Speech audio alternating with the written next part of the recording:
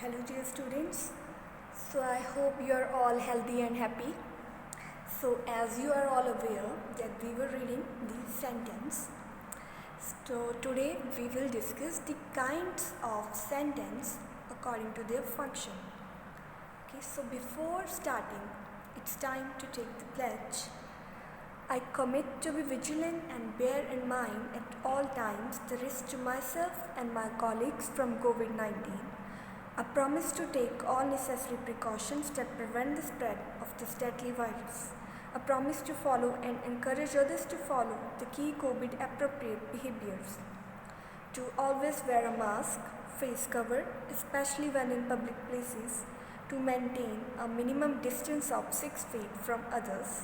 To wash my hands frequently and thoroughly with soap and water. Together we will win this fight against COVID-19. So now let's begin. So just a quick recap of what we have done in former assignments. So first is, what is a sentence? A sentence is a group of words that conveys complete sense. It begins with a capital letter, ends with a full stop, exclamation mark or a question mark. For example, the roof is leaking. These houses are made of stone. Phrase.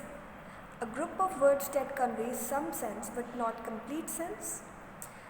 A phrase does not have a subject or a finite verb. For example, because it was raining, but he went there anyway, before they go to the airport. Clause. A group of words that conveys some sense but not complete sense and also has a subject and a finite verb. Okay? For example, call me after you come back from school. Although he was unwell, he went to school. So these are the form of a group of words that we have studied: sentence, phrase and clause. And I hope the difference between sentence, phrase and clause is clear to everyone. So sentence क्या होगा? जो complete sense बनाएगा, capital letter से start होगा और full stop, exclamation mark या फिर question mark से एंड करेगा. इसमें हमेशा एक सब्जेक्ट एंड वर्ब प्रेजेंट होगी. फ्रेज क्या होगा? जिसकी कुछ सेंस तो बनेगी पर कंप्लीट सेंस नहीं बनेगी. इसमें कोई भी सब्जेक्ट या फाइनाइट वर्ब नहीं होगी. क्लॉज क्या होगा? इसकी भी सम सेंस बनेगी, नॉट कंप्लीट सेंस, पर इसमें सब्जेक्ट और फाइनाइट वर्ब प्रेजेंट होगी. ठीक है. सो क्लॉज में हमेशा दो क्लॉज होंगे, clause 1 and clause 2. One is dependent clause and other one is independent clause. So इसके रिगार्डिंग हमने एक्सरसाइजेस भी की है.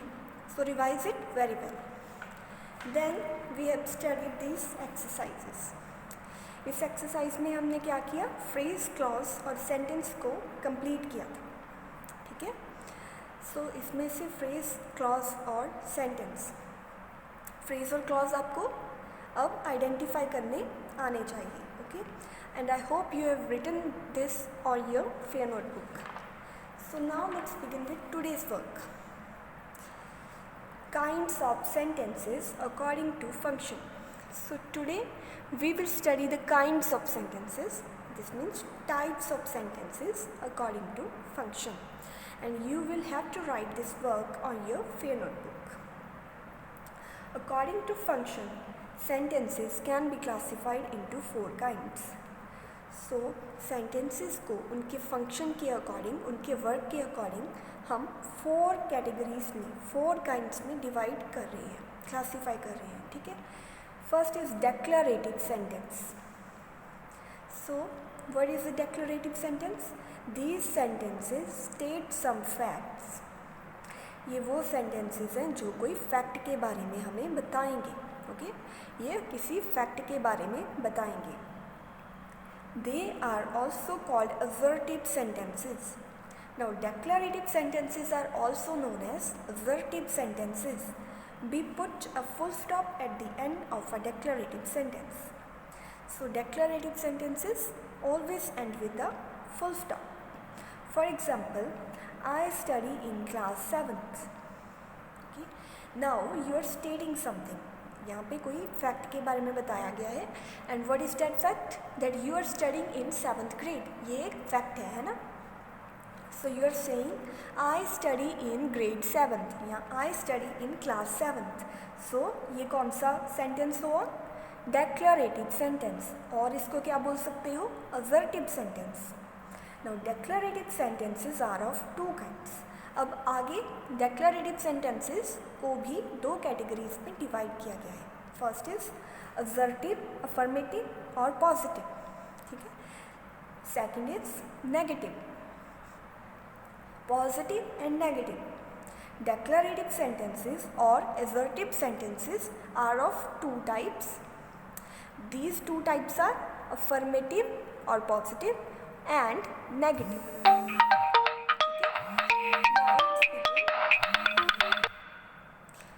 For example, I can play the guitar.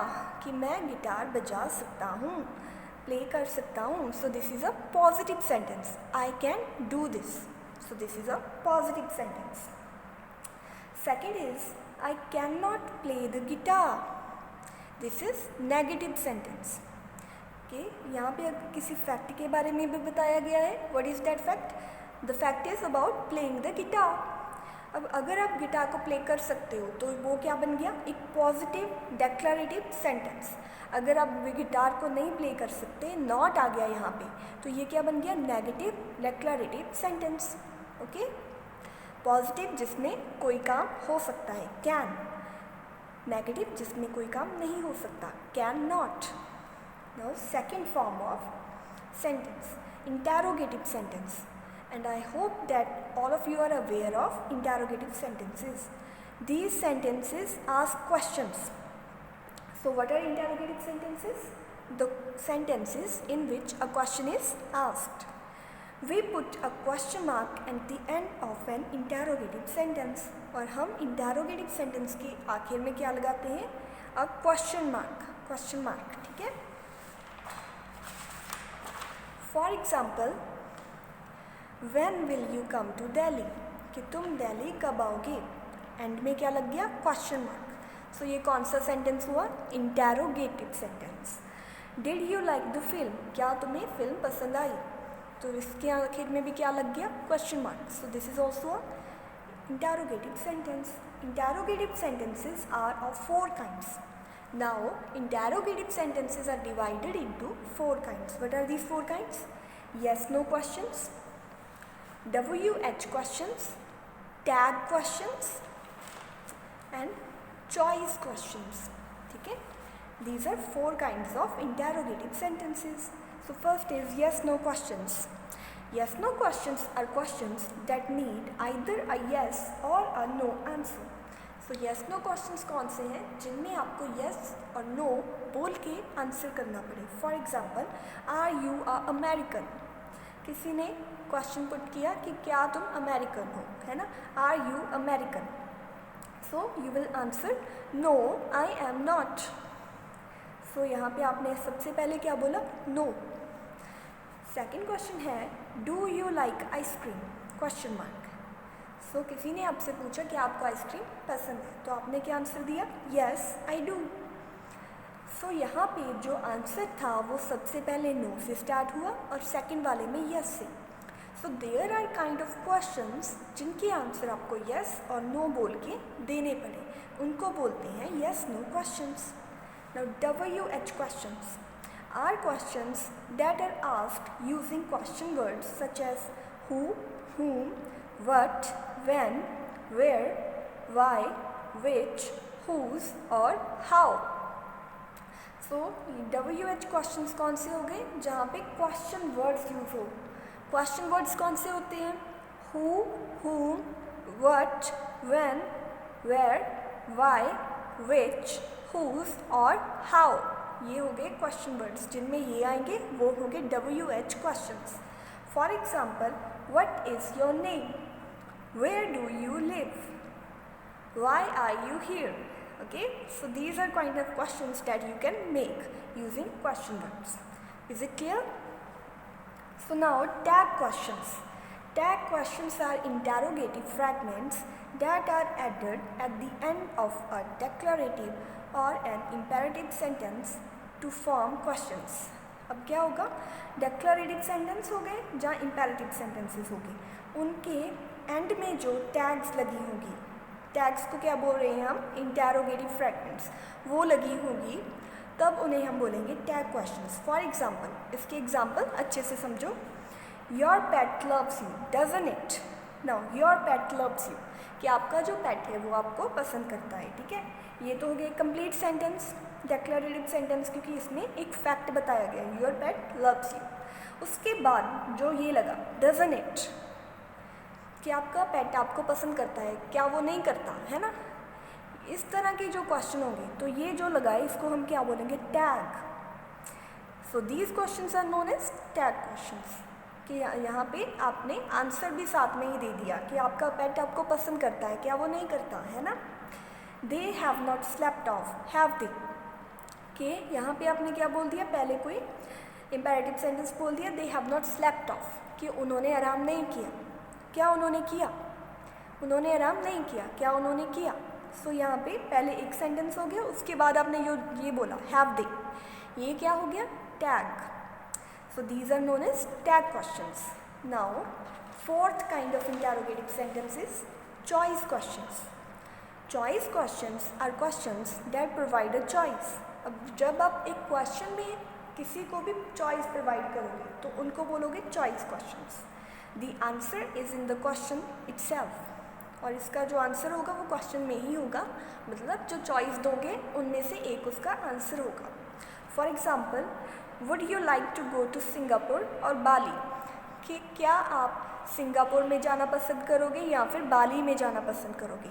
And Singapore and Bali are tourist locations, है ना. Are you aware of it. Singapore and Bali दोनों tourist locations है. तो आपको किसी ने क्वेश्चन पूछा कि आप कहाँ पे जाना पसंद करोगे, सिंगापुर में या बाली में, तो इसका आंसर आप इन्हीं दोनों में से दोगे. तो ये होगी आपकी चॉइस, सिंगापुर और बाली, और one of them is your answer. इन दोनों में से आप कोई आंसर दे दोगे कि हाँ मुझे सिंगापुर जाना है. Now do you want a watch और अ कंप्यूटर, कि तुम्हें एक वॉच चाहिए या फिर एक कंप्यूटर चाहिए. सो इसका आंसर भी क्वेश्चन के अंदर ही है, वॉच और अ कंप्यूटर. दो चॉइसेस हैं तो दोनों में से you will select one, watch और a computer. So you can answer it like I want a watch. ठीक है. So that's it dear students, and make sure you are writing your work on your fair notebooks, and all the very best.